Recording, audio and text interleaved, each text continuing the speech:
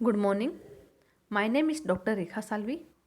Today my topic is prokaryotic cell. Prokaryotic cell किसे कहते हैं, प्रोकैरियोटिक कोशिका के क्या क्या कैरेक्टर्स होते हैं, उसका डिस्कस आज हम इस वीडियो में करेंगे। फर्स्ट हम देखते हैं डेफिनेशन ऑफ प्रोकैरियोटिक सेल, अर्थात प्रोकैरियोटिक कोशिका की परिभाषा। Prokaryotic cell are single cell that are primitive in structure and function, as they lack a membrane-bound or nucleus and other organelles. The term prokaryotes is derived from two Greek words, pro meaning before and karyon meaning nucleus. Prokaryotes are considered to be the first living organism of the earth as they are the simplest form of life.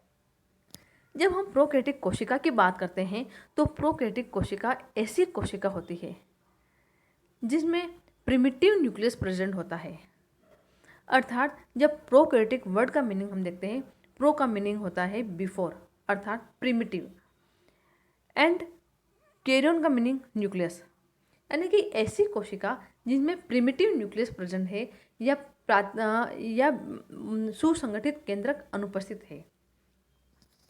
तो इस तरह से हम कहते हैं कि prokaryotic कोशिका ऐसी कोशिका होती है जिनमें प्रिमिटिव न्यूक्लियस प्रेजेंट है, अर्थात पूर्ण सुसंगठित केंद्रक अनुपस्थित है।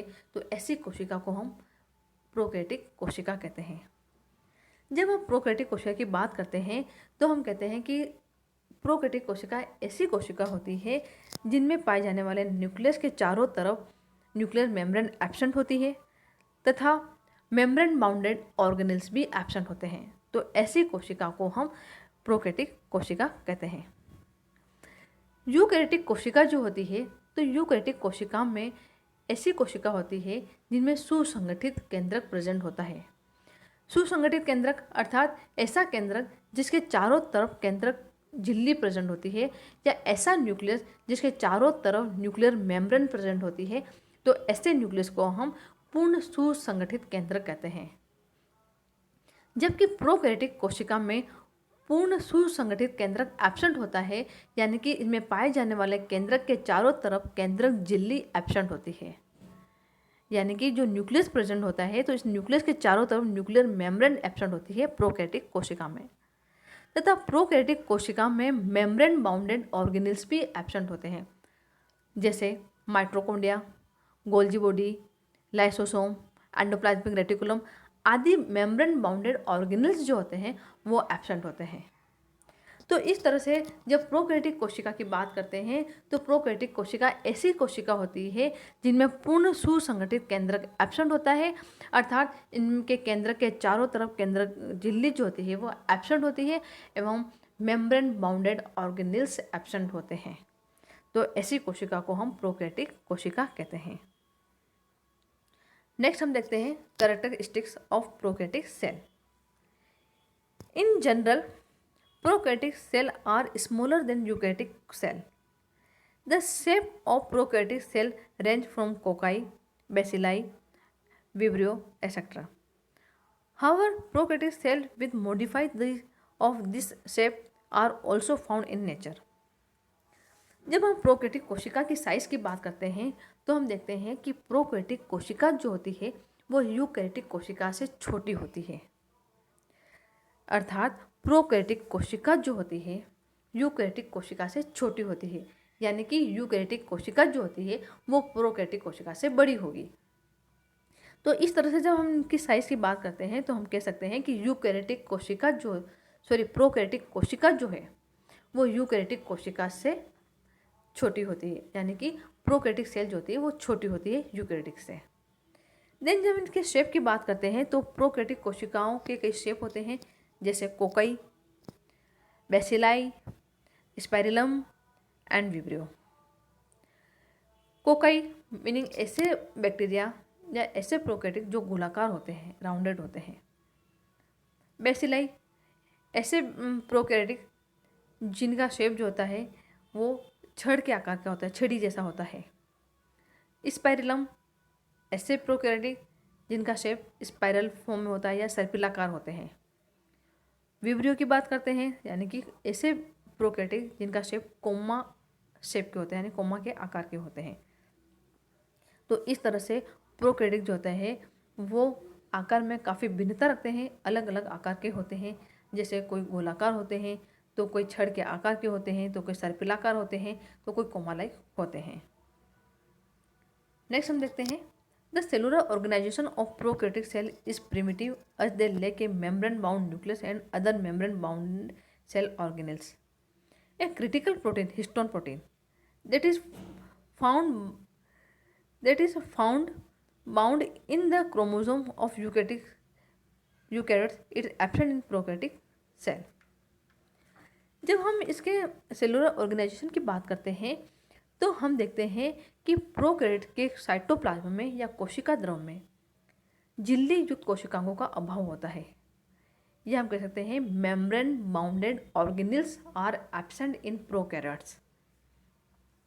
तथा प्रोकैरियोटिक कोशिकाओं में केंद्रक स्पष्ट नहीं होता है तथा प्रोकैरियोटिक कोशिका के केंद्रक को जिनोफोर, न्यूक्लियोइड या इंसिपिएंट अर्थात आभासी केंद्रक भी कहते हैं। एंड प्रोकैरियोटिक कोशिका के केंद्रक के चारों तरफ केंद्रक झिल्ली का अभाव होता है, यानी कि इनमें न्यूक्लियर मेम्ब्रेन जो होती है या केंद्रक झिल्ली जो होती है वो एब्सेंट होती है। तथा इसमें जो न्यूक्लियोलस जो होता है वो भी एब्सेंट होता है प्रोकैरियोट में। देन हम इसके जो हिस्टोन प्रोटीन की बात करते हैं, हम देखते हैं कि इनमें हिस्टोन प्रोटीन जो होता है, यानी कि जो हिस्टोन प्रोटीन जो होता है वो इसमें एब्सेंट होता है प्रोकैरियोट कोशिका में। यानी कि इसका जो क्रोमोसोम जो होता है, यानी कि प्रोकैरियोटिक कोशिका में पाए जाने वाला क्रोमोसोम जो होता है वो डबल स्ट्रैंड होता है, सर्कुलर होता है, नेक्ड डीएनए होता है एवं नॉन हिस्टोन प्रोटीन से बना हुआ होता है। यानी कि इनमें हिस्टोन प्रोटीन जो होता है वह एब्सेंट होता है, जबकि यूकैरियोटिक सेल जो होती है उनमें हिस्टोन प्रोटीन प्रेजेंट होता है। यानी कि जो इसमें जो क्रोमोसोम जो पाए जाते हैं वो सर्कुलर होते हैं तथा हिस्टोन प्रोटीन एब्सेंट होता है उनमें। नेक्स्ट हम देखते हैं prokaryotic cell also lack the nucleolus and mitotic apparatus. Cell wall of prokaryotic is non-cellulose and is made of the carbohydrate and lipid. Prokaryotic cells are asexual and thus reproduce via asexual means without the formation of gamete. जब हम prokaryotic कोशिका की cell wall की बात करते हैं तो prokaryote में सेल वॉल प्रेजेंट होती है, लेकिन वो सेलुलोज की नहीं बनी हुई होती है। प्रोकैरियोट में पाई जाने वाली सेल वॉल जो होती है वो पेप्टिडोग्लाइकेन, म्यूरिन या म्यूरामिक एसिड या मिकोपेप्टाइड की बनी हुई होती है। जबकि यूकैरियोट में सेल वॉल प्रेजेंट होती है, यानी प्लांट में जब सेल वॉल प्रेजेंट होती है तो वो सेलुलोज की बनी हुई होती है, तथा जब सेल वॉल कवक में प्रेजेंट होती है तो वो काइटिन की बनी हुई होती है। इस तरह से हम देखते हैं कि प्रोकैरियोटिक कोशिका जो होती है उनकी जो सेल वॉल जो होती है वो नॉन सेलुलोज की बनी हुई होती है तथा वो सेलुलोज की नहीं बनी हुई होती है। प्रोकैरियोटिक कोशिका में जो सेल वॉल जो होती है वो बनी होती है पेप्टिडोग्लाइकेन, म्यूरामिक एसिड या मिकोपेप्टाइड की बनी हुई होती है। तथा इसमें जो रिप्रोडक्शन जो होता है वह एसेक्सुअली होता है, यानी कि इनमें जो होता है गैमेट का फॉर्मेशन नहीं होता है। तो प्रोकैरियोटिक सेल में जो गैमेट का जो फॉर्मेशन होता है वो नहीं होता है, यानी कि इनमें जो रिप्रोडक्शन जो होता है वो एसेक्सुअल होता है। तो इस तरह से आज हमने प्रोकैरियोटिक कोशिका के बारे में देखा कि प्रोकैरियोटिक कोशिका किसे कहते हैं, कि ऐसी कोशिका जिनमें पूर्ण सुसंगठित केंद्रक एब्सेंट होता है, ऐसी कोशिका को हम प्रोकैरियोटिक कोशिका कहते हैं। अर्थात ऐसा केंद्रक जिसके चारों तरफ न्यूक्लियर मेम्ब्रेन एब्सेंट होती है, इसको हम सुसंगठित केंद्र, जब एब्सेंट होती है तो इसको पूर्ण सुसंगठित केंद्रक नहीं कहते हैं। यानी सुसंगठित केंद्रक ऐसा केंद्रक होता है जिनमें केंद्र के चारों तरफ न्यूक्लियर मेम्ब्रेन प्रेजेंट होती है।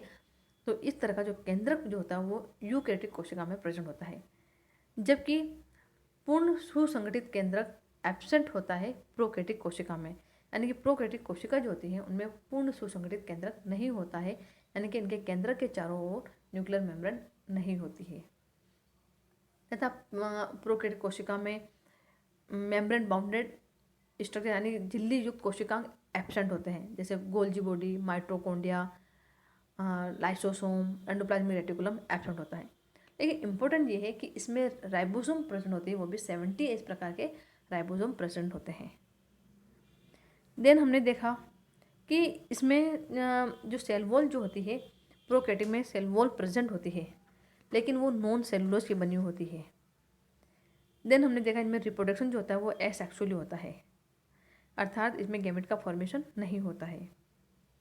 देन हमने देखा कि इसमें जो वो क्रोमोसोम जो होता है, जो क्रोमोसोम की जब बात की हमने इसमें, तो हमने देखा कि इनमें डबल स्टैंड सर्कुलर नेक डीएनए प्रेजेंट होता है तथा नॉन हिस्टोन प्रोटीन से मिलकर बना हुआ होता है इनमें क्रोमोसोम। अर्थात इसमें जो पाया जाने वाला क्रोमोसोम जो होता है वो double stand circular naked DNA plus non histone protein का बना हुआ होता है।